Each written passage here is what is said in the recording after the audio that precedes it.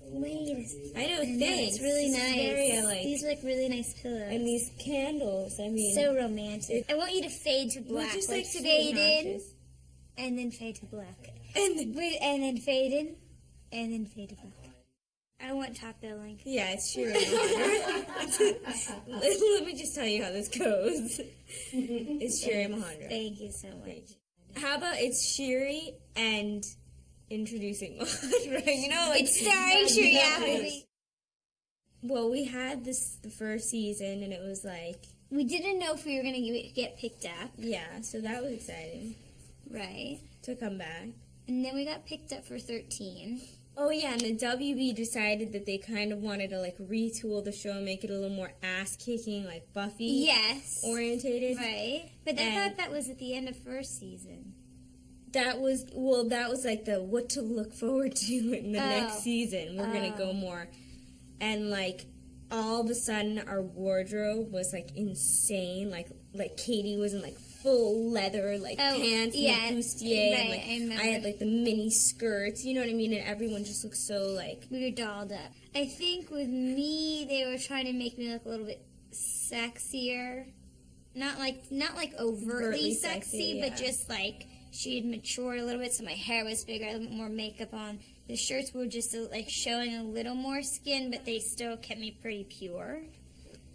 Really innocent. It was like the typical thing, you know, 1 minute you're 15 and you're, you know, and a and girl and you don't know 16. yet that you're like sexual or sexually appealing in any way, and then you're 16 and you're kind of like flirting with the idea. Right. So that was my well, that was not mine, but that was Liz's transformation. Yeah. You're like, I've always been dead sexy. I'm always the hottest girl on set. It's just like a given. What was your transformation? My transformation is always like to like underwear. No, and then like underwear. Like these big baggy pants that were like raver pants, and like the short crazy hair to like these like extensions and like the short skirt and like boots, and it was painful. I realized what it was like to be at the beginning, not hot, but in hot people's clothing. And it wasn't fun. You know, it's so funny that we like put on all these clothes in the beginning of the season. You think it's really fun, and then come November, you're like in these short little skirts in the desert, and like freezing. I remember we did this Viva Las Vegas, and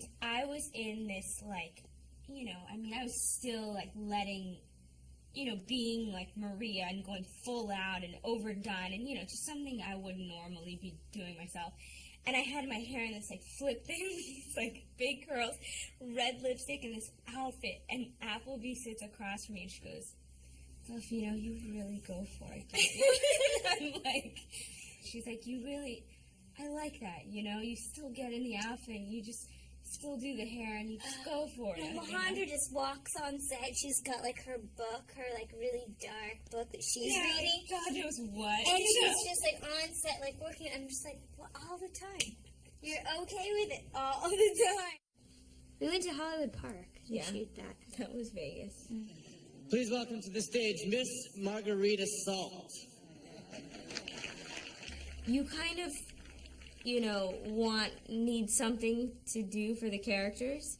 So whatever, if they can, like, if they're double jointed, you're like, well, let's make an episode about it, you know? And it was either like, you know, she dances ballet or she sings. Singing is cooler with the kids. Let's do a singing thing, you know? So at first it was like, all right, I'll sing. But then it kind of became a problem because I actually have, like, a singing thing in real life. And it was really, like, confusing people. Like, they'd buy my CDs hoping to hear, like, Roswell songs. We start getting really annoyed with who, you know, with our love interest stories. It starts getting boring for us, like kissing the same actor or whatever. So we decide together as like a unit that we want to tell Jason what he should write. And we tell him that he should do like a cousin thing, you know? And he did it. Mm-hmm. He had my cousin come on. The thing is, he didn't follow through because you were supposed to have your cousin come on for me. Right. That never worked out. I'd complain that, like, Michael was so mean to her, you know, and she'd, like, take it. It's such a bad influence. He was so he was disabled, that poor Michael. Why couldn't these poor aliens treat us well? I know, they just really were little buggers. They really, yeah. That's why I said to Jason Cams, I'm like, you have to give Liz like a different guy or have her do something on like, her own, because stand this up for is herself. crazy that these poor girls are like chasing these guys and are not treating them well, like all around, like these. And I said to them, like, you haven't created dumb characters. Like, both these characters are, like, really independent. Like, Liz is really into, like, science, and Maria's really into music and, like, being artistic. And, like, we didn't create weak characters. That was my only issue, really, was that, like... Yeah, and you feel bad, like, having an issue at all, because it's, like, it's their story and this and that. But there's times where you have to kind of take responsibility for what you're putting out there and what young girls are taking from it, and especially if you know, both Appleby and I would, you know, like, read our fan mail and, you know, like, understand what the reaction was, and if you see that it might be influencing someone in the wrong way, you kind of want to do something about it. Yeah, it's a lot of the times people would say, like, oh, you know, you want to see Liz happy. It's like this poor girl is, like, running around crying all the time. Human beings, we change and grow and go all over the place, and I think it's important to play characters that resemble that as well. It wasn't like complaining, it was just like, here's our input about what might work better, since we're paying attention to these characters in this situation. They were definitely responsive, and obviously, like the two of us are saying, like they listened to us and they, you know, gave those characters those opportunities. And then eventually I got Clayne Crawford. And Brody. Did, like, hot music. Yeah, Brody, that was weird. Yeah. I was like a 16-year-old, like, going to visit this, you know, 30-something-year-old man with a child who owned a UFO museum. When they had the Courtney character, like, you know, seduce Michael was terrible. I was like, Michael, you know, because, like, he gave into it and he did, like, fool around with her or whatever.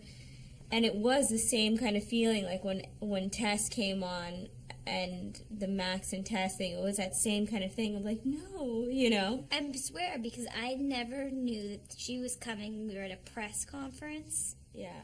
And the producers told all the press that they were bringing another girl onto the show. And I was like sitting there like, oh sorry, I didn't mean to interrupt him.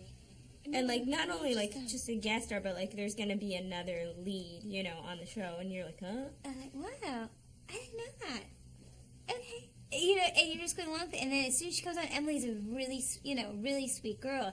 It was just the idea that, like, this relationship was sort of, like, being tampered with. It's weird. It feels, like, real, and you get very protective over your character. I still have, like, issues with it now. Yeah, it's like hearing I about still an have issues with ex-boyfriend, it, like, too. cheating on you. That's how it feels to me, too. I'm like, that whole killing Alex thing was so... That whole thing was so disturbing. We really thought he was, like, dead. Remember, he'd come on the set and we'd be like, Colin! Oh, my God. You know, it was such a bummer. He was such a good guy to have on set, and he was, like, a so friend. So much fun. And then the idea that you just... the show was, like, going to such a degree that, was, you know, it's changed. We're not just getting rid of him, but, like, we got to make him dead. Die. And, like, in a weird way. The writers, it's like they have so much of concern, and because it started becoming science fiction, it was more for them. It seems like they were just coming up with, like, plot points, or, like, trying to come up with this whole theology and how all of this stuff was going to make sense. They were trying to create an entire world. It was a network thing, you know. It was a network. I think they were having a lot of success with Buffy and Angel and those kinds of shows, that I think they were trying to make Roswell into that same sort of that's more success. I mean, I'm not personally a science fiction fan, but, like, luckily my character sort of was like, I think we should do this. Yeah, and it works great. out every single time. So it was kind of fun to be the person that, like, had the answers to everything. But I am definitely I'm more in favor, looking back on the episodes that have to do with the love story. I liked that episode because I thought it was just really romantic, and that episode reminded me of, like, why I fell in love with the show to begin with, like, why the pilot gets to you, and I thought that episode sort of was back on that path again. You're the love of my life. Everyone else is gonna be second best. There'll never be another you. Didn't he look like Tom Cruise in Magnolia? Totally. I think he kind of liked the idea of playing another character. And I also like that episode 'cause it's just not so, there's just not so much like technical, like mumbo jumbo. You really like got into the characters. Yeah. And it was nice to see that like Nick's character was involved and he was like really, you know, they were being playful and giving towards each other, and you didn't see those two characters interact like that, I think, ever up to that point, or much so afterwards either. He's hilarious, hysterical. but he just talks about anything, and it's funny. Yeah, he's a lot about like telling sex jokes. It's all about like how uncomfortable, the situation could be. Nick is pro. He's very funny, but he's a really big music buff, and I remember he would always ask the camera department, they have this like air squirter to clean out the camera. So he always wanted to take him home so he could blow his CDs after he'd play them, and like blow his CD player to make sure that like all the desks would get. He's like a music fanatic. I feel like we're talking about a different world. Can you imagine we started that show 5 years ago?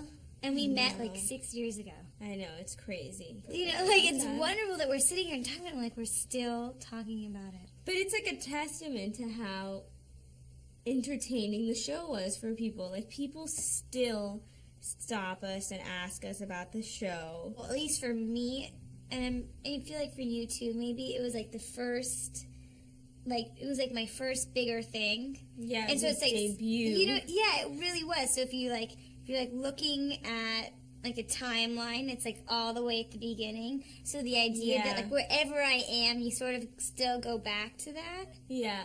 And that we're still sitting here and talking about it, it just sort of blows me away.